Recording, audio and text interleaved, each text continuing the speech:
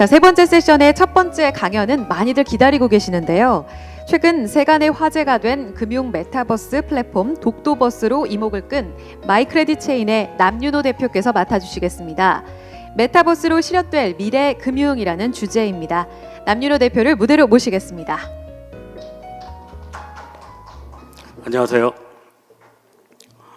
오래 기다리고 계시는데 저도 배가 고파서 가능하면 짧게, 그리고 굉장히 많은 분들이 그동안 다양한 메타버스를 실행하시는 부분을 또는 사례 발표를 많이 하셔서 저는 가능하면 겹치는 사례는 다 제외하고 저희만 발표할 수 있는 내용만 압축해서 말씀을 드리도록 하겠습니다.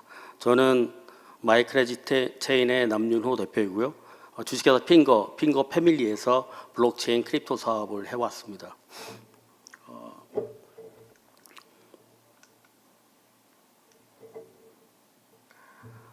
이것도 역시 워낙 많이 듣는 얘기죠. 10년, 20년 전에는 SF였고 10년 전에는 드림이고 지금은 리얼리티다라고 얘기를 하고 있고요. 마크 저커버그는 이름도 바꿨습니다.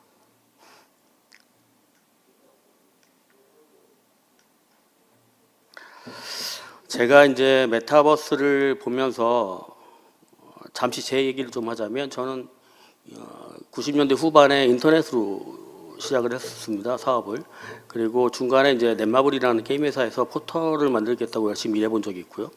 그 이후에 다시 모바일로 튜닝될 때 제가 스마트 뱅킹을 처음 만든 한 명입니다. 그리고 이제 다시 저는 블록체인 크립토 쪽으로 와서 일을 하고 있는데, 어떻게 보면은 패러다임이 바뀔 때마다 제가 선두에 서서 열심히 맨 땅에 헤딩을 했었던 것 같습니다.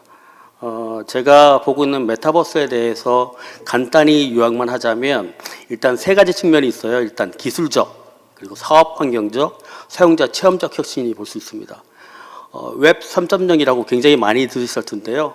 1.0은 여러분들이 아시는 정보의 바다가 1.0이고요. 2.0이 이제 소위 얘기해서 플랫폼을 가지게 되죠. 네이버, 페이스북, SNS 등등이 등장하게 됩니다. 세 번째가 바로 웹 3.0, 즉 연결의 혁신이라고 하는 디지털과 리얼이 쌍둥이처럼 페어링되는 어떤 공간을 말하는 겁니다. 그러다 보니까 이제 이 웹 3.0에서 이 다양한 어떤 사업적 환경이 혁신이 일어나고 있는데요. 보시면 아시겠지만 굉장히 많은 부분에 혁신이 일어납니다. 이 내용이 워낙 많아서 제가 일일이 설명드리지 않아도 될 것 같고요. 그리고 또 중요한 거는 사용자 자체가 혁신 속에 들어가게 된다는 겁니다. 재밌는 말을 제가 따왔는데요. 진짜보다 리얼하고 가상보다 판타스틱하다고 얘기를 하고 있습니다. 그래서 메타버스 내에서는 여러분들이 잘 아시는 부캐가 등장을 하게 되고, 부캐를 통해서 새로운 세계에서 활동을 하게 되고, 그 세계관을 통해서 새로운 만족을 하게 되고 경제를 갖게 되고 하는 겁니다.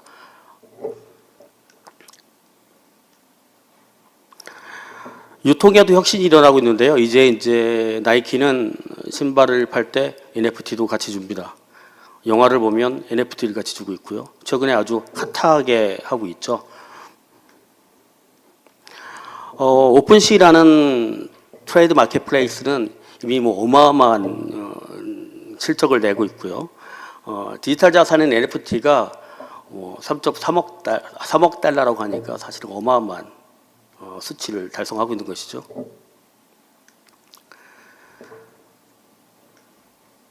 제가 메타버스를 이야기하면서 하나 말씀드려야 될 게, 저희는 독도버스라는 금융 기반의 메타버스를 표방하고 있습니다. 저는 금융 기반을 뭐라고 표현하고 있냐면, 메타버스 내에서 하는 이코노미를 합쳐서 저희는 메타 파이낸스라고 정의하고 있습니다. 좀 더 설명을 드려보면요.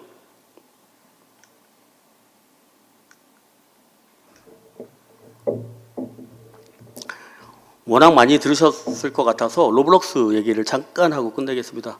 로블록스에서 여러 가지 이제 메타버스에 대한 정의를 하는데, 저희가 관심을 갖고 있는 것은 바로 이코노미입니다. 아무리 좋은 게임성, 아무리 좋은 커뮤니티성, 아무리 좋은 세계관 등등이 있어도 궁극적으로 메타버스가 자체적인 경제적 이코노미를 가져가지 못하면 그 메타버스는 오랫동안 롱런할 수가 없습니다. 메타버스에선 반드시 다뤄야 될 부분이 바로 이코노미라는 것이죠. 저희가 주목하는 부분이 바로 그 부분입니다.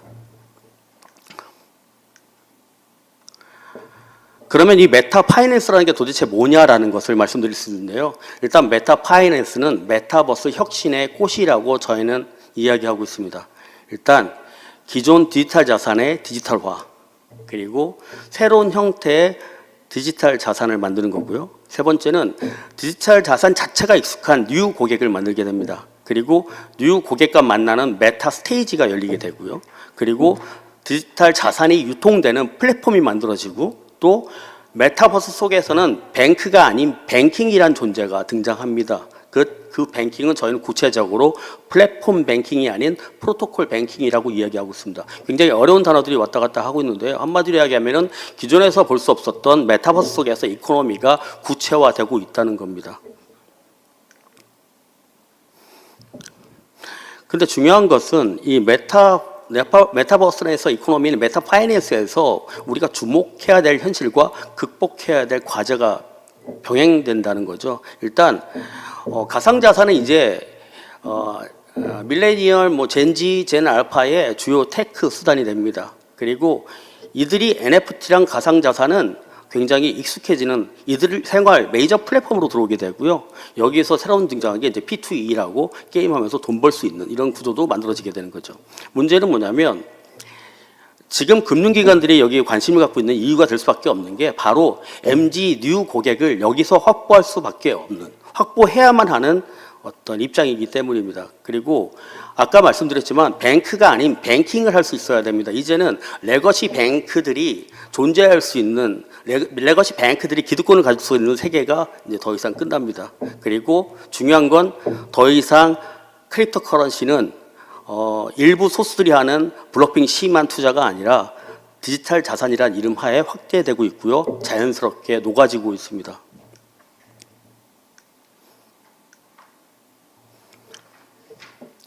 간단히 저희가 금융 기반의 메타버스를 추구한다고 하니까 기존의 금융기관의 입장에서 한번 바라보면요, 금융기관 아시지만 대표적인 케이스가 이제 은행으로 볼 수 있습니다. 예를 들어서 예전에 은행들은 은행 잘 지어놓고 정부의 허가를 받으면 예금을 받기로 오는 은행 예금자들이 굉장히 많이 왔었습니다. 그리고 이자가 막 늘었죠. 근데 중요한 건 이제 이자로 그들의 만족을 시킬 수 없는 세대가 된 거예요. 즉 은행의 핵심 동력인 금융 마진 구조 자체가 악화가 된다는 거죠. 결국은 은행 자체도 다변화 효율화를 할 수밖에 없는 입장이 되는 겁니다. 그러다 보니까 열심히 고민을 하고 있었는데 메타버스에 보니까 새로운 고객들이 마구 모여 있는 겁니다. 특히 젠지, 젠 알파와 같은 어린 친구들이 거기서 비즈니스를 배워가고 있는 거예요. 그러다 보니까 이 대상을 통해서 새로운 형식의 플랫폼의 접근이 필요한 겁니다. 말씀드렸지만 보상을 하기도 하고 관계 형성을 하게 되고 새로운 뉴 금융, 뉴 뱅킹을 만들어야 되는 이슈가 되는 겁니다.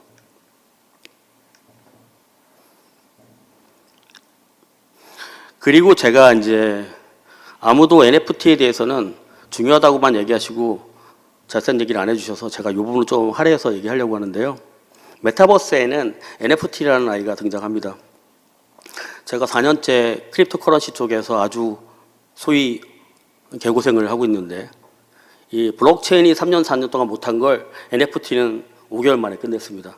뭐냐면 이 NFT라는 아이들이 메타버스와 결합을 하면서 전 국민이 알 수 있는 키워드로 뜬 거죠. 작년에는 제가 버스를 타도 NFT, 택시를 타도 메타버스, 이 양쪽 키워드를 계속적으로 들었던 것 같습니다. 이 NFT가 오프라인 자산보다 메타버스와 강력하게 결합할 수 있는 이유는 딱 하나입니다. 이 사용권이 부여된 디지털 자산의 유통 수단인 겁니다. 즉, 이 디지털 자산의 유통은 즉 금융거래를 가능하게 하는 신뢰의 교환이 되는 겁니다. 바로 이게 NFT고요. 특히 NFT는 어떤 특성을 갖고 있냐면 컨텐츠를 중심으로 하는 커뮤니티와 공동가치를 형성하게 됩니다. 제가 이 부분에서 좀 더 설명을 드리면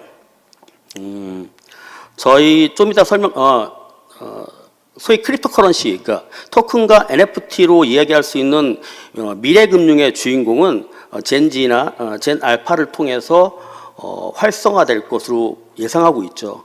근데 중요한 건 여기서 과연 젠지와 젠 알파는 왜 이런 디지털 자산, 크립토 커런시에 주목을 하고 있는 걸까요?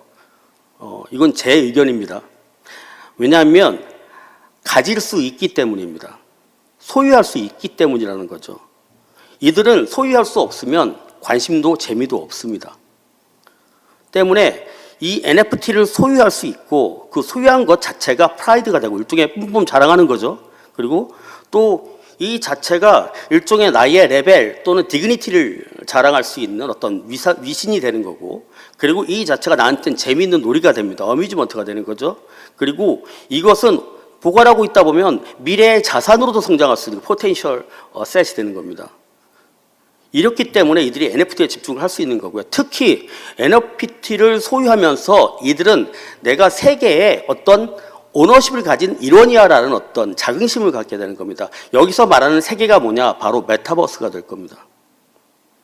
조금 쉽게 이해가 됐는지 모르겠습니다. 그래서 새롭게 메타버스에서 저희가 주목해야 될 것은 새로운 단어인데 좀 어렵습니다. 트러스트라는, 신뢰라는 단어인데요.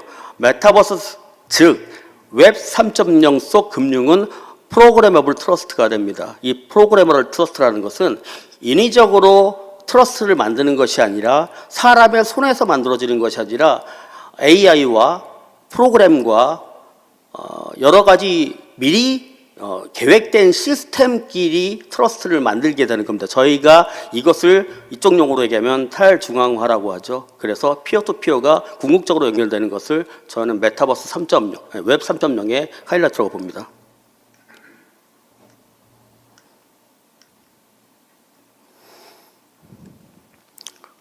워낙 재밌는 말이라 블록체인 기반에서는 얘기하고 있죠. Can be evil.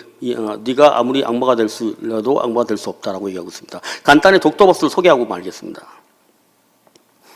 독도버스가 인기를 관심을 좀 받았습니다. 그래서 지난 2차 3만 명이 2시간 만에 가입이 되어서 현재 66,500명을 딱 끊어서 가입자를 성공시켰고 3월에 클로즈 베타로 오픈하기 위해서 열심히 만들고 있습니다. 독도버스의 핵심은 여러 가지가 있지만 독도라는 아이템을 발굴한 것 같아요. 그래서 일단은 MZ뿐만이 아니라 전 국민이 좋아할 만한 독도라는 소재를 갖게 되는 거고요. 거기서 어떤 다양한 메타버스 활동을 하게 됩니다. 가장 핵심 중에 여러 가지 일이 있는데 독도에서 다양한 롤플레잉 미션을 수행하게 되는 거예요. 근데 중요한 것은 독도버스에는 독도 도민권을 딱 10만 개만 NFT로 발행합니다. 이 도민권은 독도의 일종의 거주지, 도민으로서 인정을 받는 상징 수단이 되는 건데요. 이 독도 도민권은 사실 굉장히 재미있습니다. 이 도민권을 습득할 수 있는 방법은 3가지 정도가 있는데, 일단 열심히 활동을 하거나, 두 번째는 트레이드를 통해서 마켓에서 확보를 하거나, 세 번째는 직접 구입할 수 있습니다. 근데 이 도민권 NFT는 여러분 알고 계시는 크립토펑크나 베이시와 같은 일종의 오지처럼 어떤 커뮤니티성 성격을 가지게 될 수 있어요. 그래서 오지라는 걸 뭐냐면 오리지널 갱스터라고 해서 이 연대가 굉장히 강하고 실천력이 굉장히 많고 적극적으로 활동하는 일종의 카르텔 형성한 커뮤니티를 저희는 보통 오지라고 부르는데, 얘들은 이런 독도버스는 이런 도민권 자체가 이런 커뮤니티성 성격을 가질 수 있겠다는 거죠. 특히 도민권 자체는 일종의 애국심을 기반으로 하는 약간의 결속력도 갖고 있기 때문에 저는 그 부분을 기대하고 있는 겁니다.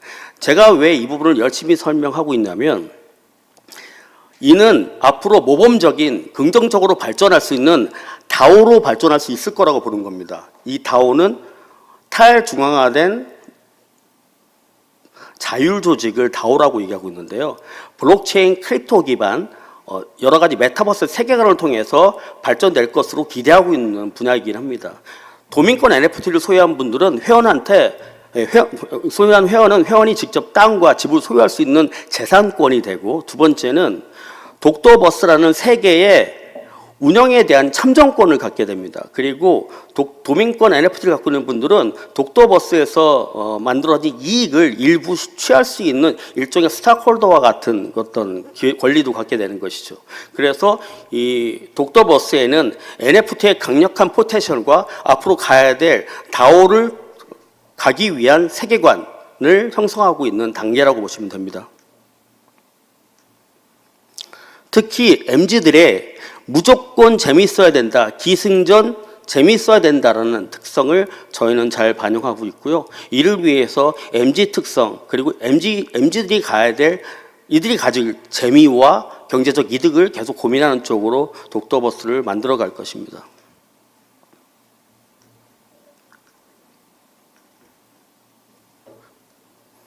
저희가 메타버스를 실행하면서 늘 말씀드리는 게 있습니다.